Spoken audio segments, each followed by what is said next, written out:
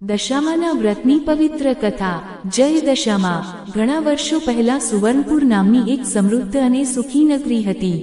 ત્યાં અભયસેન નામનો એક શક્તિશાળી રાજા રાજ કરતો હતો।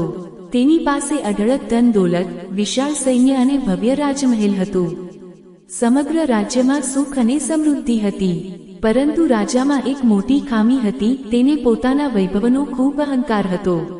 રાજાની રાણી અંગનસેના ખૂબ જ ધાર્મિક, દયાળુ અને સંસ્કારી હતી। તે હંમેશા રાજાને સમજાવતી, મહારાજ, મનુષ્ય ક્યારેય અભિમાન ન કરવું જોઈએ। ભગવાનની કૃપા વિના કોઈનું કંઈ ચાલતું નથી। પરંતુ રાજા હસીને કહેતો, આપણા પાસે બધું જ છે, આપણને કોઈ વ્રત કે ઉપાસનાની જરૂર નથી। એક દિવસ રાણી મહેલના ઝરૂખામાં બેઠી હતી, ત્યારે તેણે નદીના કિનારે ઘણી સ્ત્રીઓને ભક્તિપૂર્વક પૂજા કરતી જોઈ। રાણીને આશ્ચર્ય થયું। તેણે તરત જ પોતાની દાસીને કહ્યું, જા, જાણી આવ કે આ બહેનો કયું વ્રત કરે છે। દાસી નદીના કિનારે પહોંચી। તેણે નમ્રતાથી પૂછ્યું, બહેનો, તમે સૌ કયું વ્રત કરો છો? એક વૃદ્ધ સ્ત્રીએ પ્રેમથી જવાબ આપ્યો, બેટી, અમે દશામાનું પવિત્ર વ્રત કરીએ છીએ। જે ભક્ત સાચા મનથી આ વ્રત કરે છે, દશામાં તેની મુશ્કેલીઓ દૂર કરે છે અને સુખ સમૃદ્ધિ આપે છે।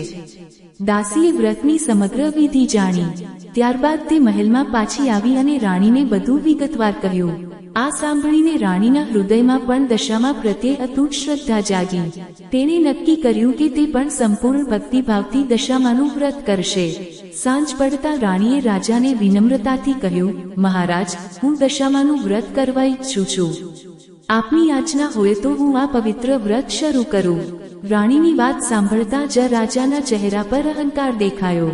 તેણે કડક અવાજમાં કહ્યું, આવા વ્રતો ગરીબ અને અજ્ઞાન લોકો માટે હોય છે। આપણા મહેલમાં કોઈ વસ્તુની કમી નથી। ધન છે, વૈભવ છે, નોકર ચાકર છે અને આખું રાજ્ય આપણું છે। તેથી આ વ્રત કરવાની કોઈ જરૂર નથી। રાજાના આવા કઠોર શબ્દો સાંભળીને રાણીનું હૃદય દુઃખી થઈ ગયું। છતાં તેણે કોઈ વાદવિવાદ કર્યો નહીં। તે મનમાં માત્ર દશામાનું સ્મરણ કરતી રહી। પરંતુ રાજાએ માત્ર વ્રત કરવાની ના જ પાડી નહીં, તેણે દશામાના પવિત્ર વ્રતનું અપમાન પણ કર્યું। આ અભિમાન અને અપમાનથી દશામા પ્રસન્ન ન રહ્યા।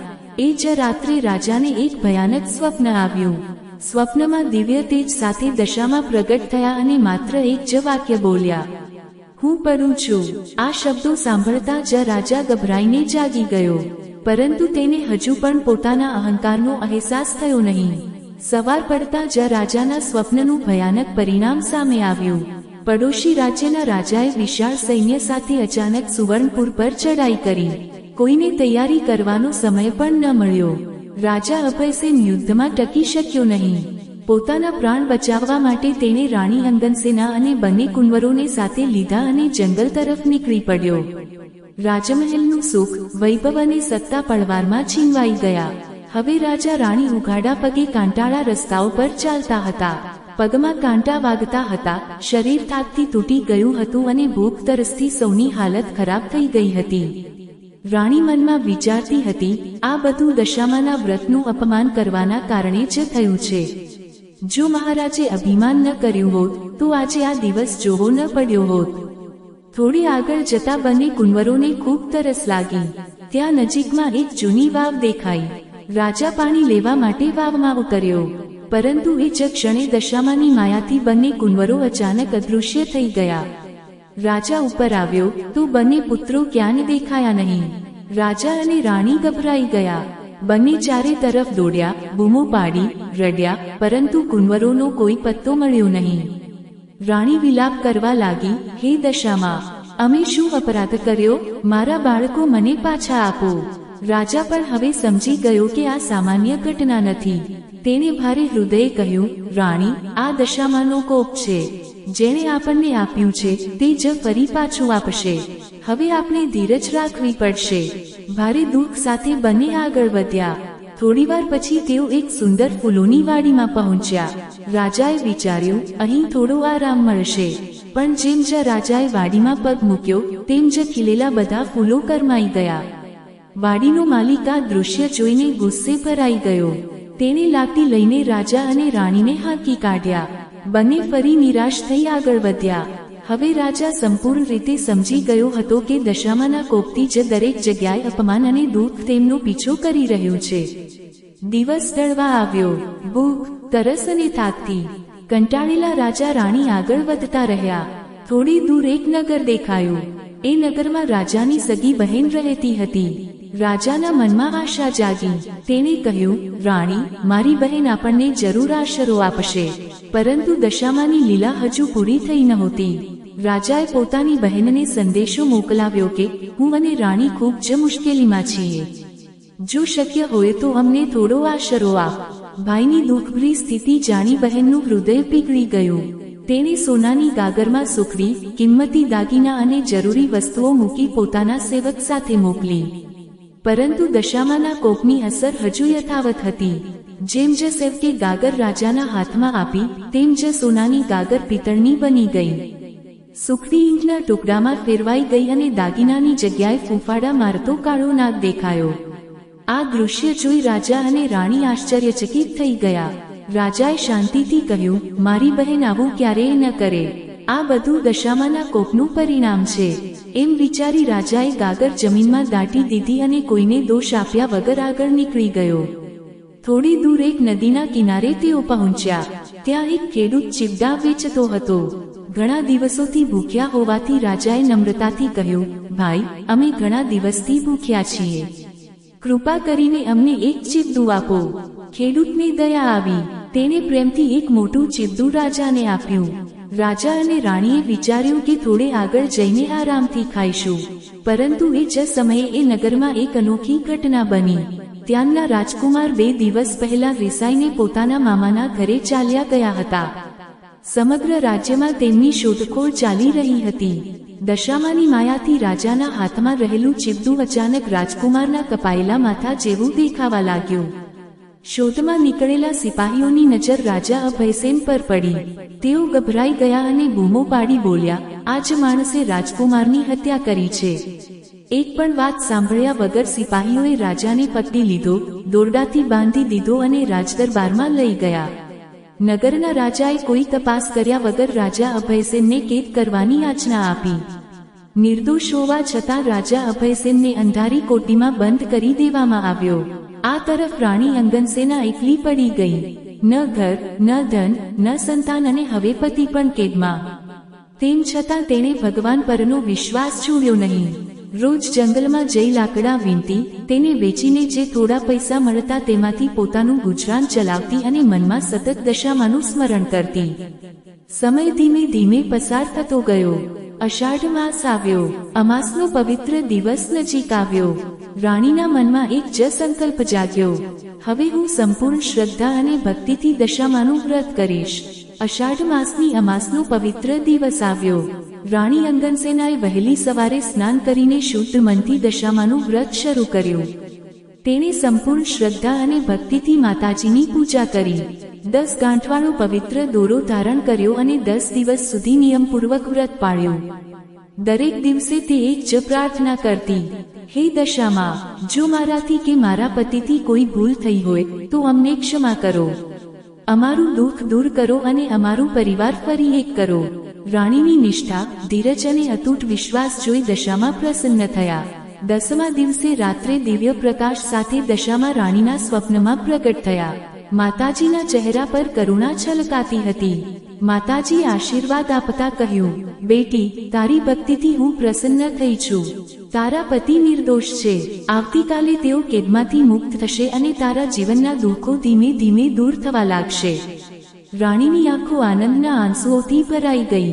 તેણે સ્વપ્નમાં જ માતાજીના ચરણોમાં નમન કર્યું.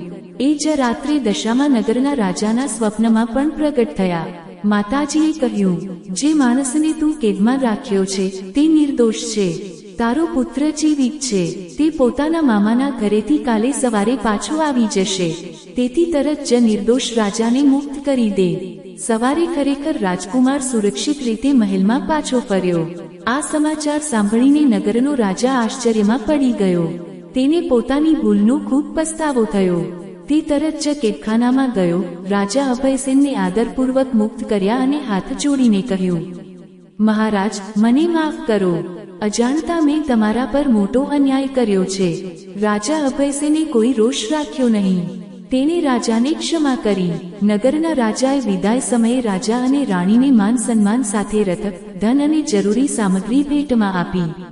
હવે રાજા અને રાણી પોતાના રાજ્ય તરફ પરત નીકળ્યા. પરંતુ દશામાની કૃપાની પૂર્ણ લીલા હજુ બાકી હતી. રાજા અભયસેન અને રાણી અંગનસેના આનંદપૂર્વક પોતાના રાજ્ય તરફ આગળ વધવા લાગ્યા. તેમના મનમાં હવે એક જ વિશ્વાસ હતો, દશામાં પોતાના ભક્તનો ક્યારેય ત્યાગ કરતા નથી. રસ્તામાં તેઓ રાજાની બહેનના નગર પાસે પહોંચ્યા.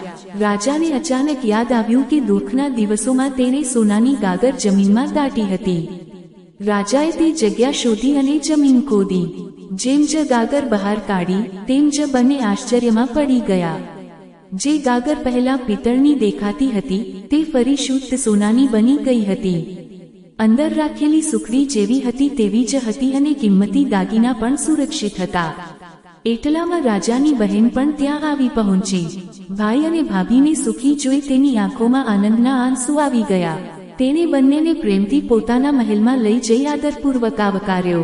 2 દિવસ સુધી ખૂબ પ્રેમથી સેવા સત્કાર કર્યો. ત્યારબાદ ભાઈ ભાભીને શુભેચ્છા આપી વિદાય કરી. રાજા અને રાણી ફરી પોતાના રાજ્ય તરફ નીકળ્યા.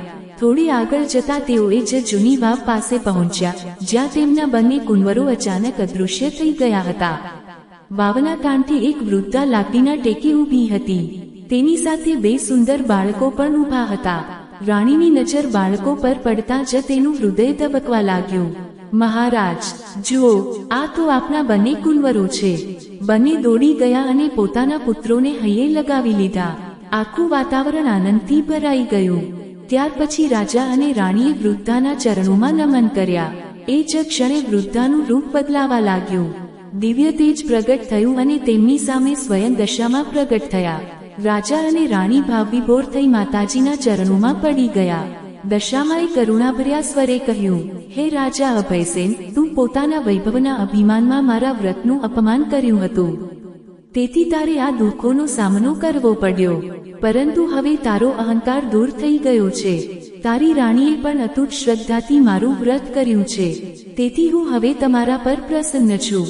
આ સાંભળીને રાજાની આંખોમાં પસ્તાવાના આંસુ આવી ગયા.